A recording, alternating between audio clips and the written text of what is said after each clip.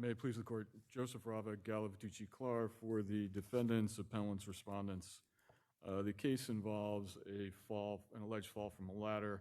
The ladder was an A-frame ladder that was properly footed, that was sound, and it was on slippery, on a wet floor, correct? Isn't that undisputed? The fact that the floor may have been wet is not an indication that the floor was slippery. It was a concrete floor, and the plaintiff was wearing non-skid electrical work boots, and there's no indication that the floor itself was slippery, merely that there were portions We have his testimony. There are portions of it that... We have the plaintiff's testimony, correct? Correct.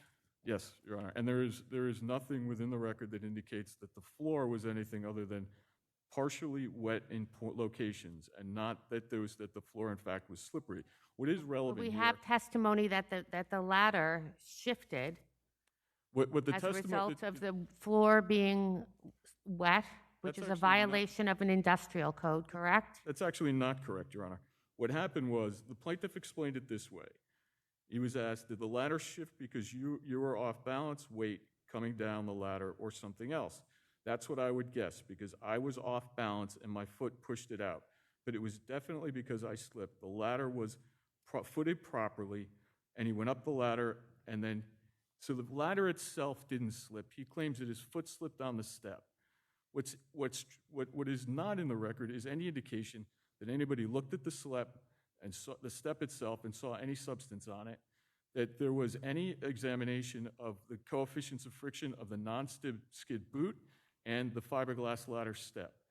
All there is an assumption that because there was water on portions of the floor, that there was water on the step. But there is absolutely no testimony to indicate anything other than that the ladder was properly footed, and that the only thing that undermined the stability of the ladder was the plaintiff's movement of it. And so in this case, the movement of the ladder was a subsequent effect and not a preceding cause. I'm sorry, counsel, didn't the plaintiff testify that the ladder shifted? He said that it moved as a result of his slip, and he attributed it to him losing balance. So there is case law in the Second Department, the Costello case, the Chin-Soo case, the Gasper case, and that's also supported again by the Cutea case from the Court of Appeals, that where you have an otherwise safe ladder and there's a precipitating event that results from an action of the worker himself, then there is no evidence that that ladder was not safe. Counsel, we also have the plaintiff's expert testimony. The plaintiff's expert testimony where he said that he should have been provided a Baker scaffold in light of the type of work that he was doing, because he had to go up and down on the ladder, which he should have had the Baker scaffold so he could cover a wider area without having to go up and down and moving the ladder. But that begs the question, Your Honor. If one is using a Baker scaffold, one still needs to go up and down a Baker scaffold. Baker scaffold is also made from a different material than a fiberglass ladder. It's made from usually aluminum. And plaintiff's expert did not discuss whether their coefficients of friction would be different between a Baker scaffold's rungs or the rungs of a fiberglass ladder. In fact, he made no analysis of that whatsoever. Counsel, can I ask you this question? In this situation, this worker was working above his head, correct? Correct. And he was running cable above his head. But at this moment, sir, Your Honor, he was not. He was descending the ladder. Right, but I'm saying his tasks, the tasks that he was performing over the course of this work at this location involved working above his head. Sure. While standing on the ladder. Yes. Okay. So in describing, if I'm hearing you right, you're talking about a coefficient of a possible substance on the ladder, and I guess I'm having a little trouble knowing what I kind of understand about physics in somebody standing on a ladder and doing work over their head, and I guess an ability to see or sense in two directions at once. Did that make any sense to you? I think I understand what Your Honor is saying, but in reality, we have a gentleman who's descending the ladder. He'd been up and down the ladder 20 or 30 times that day without any incident. He had moved the ladder from one location to another. He had not had any issues with the ladder whatsoever. He's also wearing non-skid work boots. Sure, he was, but there's no question but that there was water or some liquid on the floor, right? There is evidence in the record to indicate that there was water. There's a discrepancy as to whether, in fact, the water. There's no indication that the ladder itself was footed within water. Was in water. I got There's you. no indication that there was any water. There's no testimony or evidence that there was water on the step that was involved. The only evidence is that the plaintiff says that his foot slipped. We don't really know why it slipped or what caused it to slip. We do know that the case law says that a mere slip from a ladder is not enough. If his slip then caused somehow the ladder to be undermined, that is not a 240 violation. So in this case, again, I go back to the language of Costello that the movement of the ladder was a subsequent effect and not a preceding cause. Similarly, with respect to the industrial code rules allegedly violated, the court didn't specify the section of 23-1.21 that was claimed to have been violated. Presumably, they're referencing the section that relates to the footing of a ladder, but the plaintiff's testimony was clear that the ladder was, in fact, properly footed.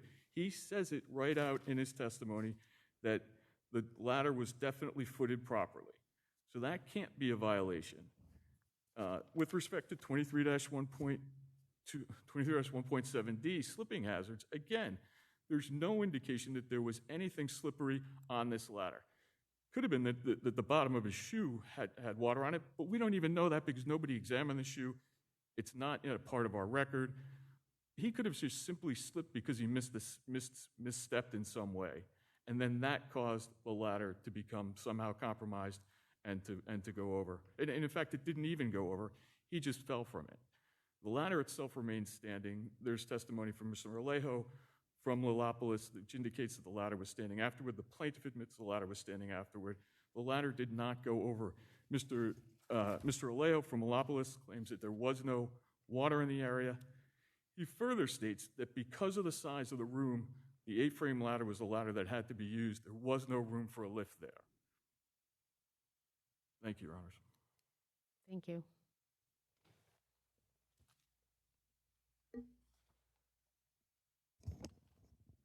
Good morning, Justices. May it please the court, opposing counsel. My name is Sean Gregory White. I'm an attorney with Slater, Scarlato, and Capello. I represent the plaintiff, respondent, and appellate, and I do just want to, I can make my remarks relatively brief as Justice Conley and I think Justice Ford have indicated that this court is thoroughly familiar with the record. I do want to highlight the fact that the expert that was retained also looked at the photographs that were taken nearly contemporaneous with the accident of July 20th, 2016, and concluded not only that there was water, but in his experience and looking at the photographs, you can see that there's construction debris and sediment.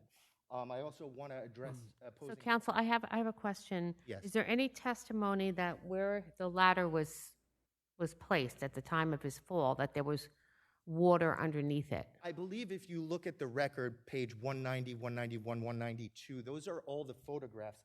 And it shows the size of the ladder. It also shows where the ladder was situated post-fall. And it is clearly... Was there testimony about that photograph, that that's the location where the ladder was? He testified that the ladder was footed and that the entirety of the room was saturated. Yes, in that respect, he testified that there, and honestly, the photographs really reflect that there's really nowhere for him to go. He also testified that he was next to pulling these home run wires to the electrical box, and the electrical box is depicted in the photograph on 190, where the ladder, I mean, there's absolutely nowhere to foot that ladder that isn't saturated in water.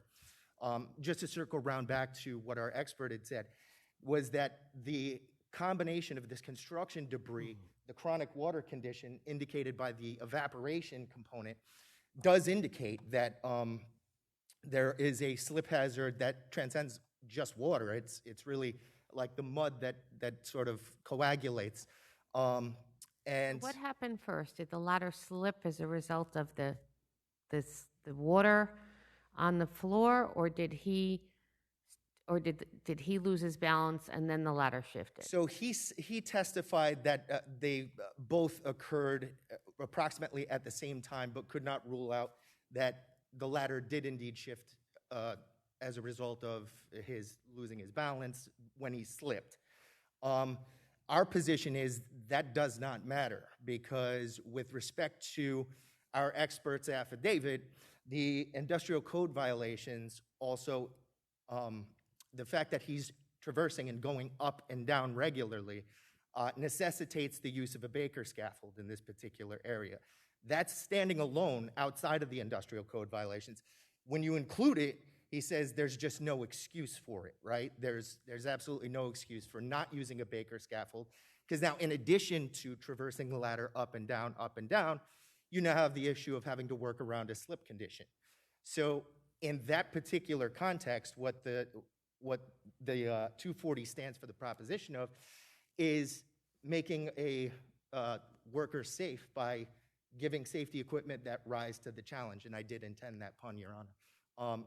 You know, you're looking for the most safe equipment to perform the work. In this particular case, both the industrial code violations with respect to the water condition, as well as the amount of times that he's going up and down, necessitate the use of a Baker scaffold. And our expert was clear in where the Baker scaffold should have been placed, looking at the photographs too, and the fact that it should have been perpendicular would have obviated the need for him to go up and down and engage with that floor so much that that he would develop some slip residue on the bottom of his boots.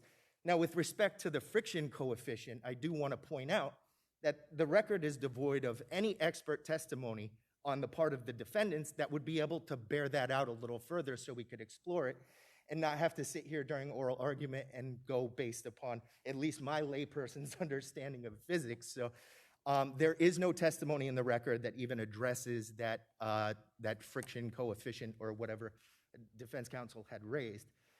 What is there is our expert basically saying the industrial code coupled with the work that was being performed at the time, the Baker scaffold would have been the safe device to use for this particular project. With that, I can rest on my brief. I appreciate the time today. Thank you. Okay, thank you both, and have a great day. Thank you. Thank you.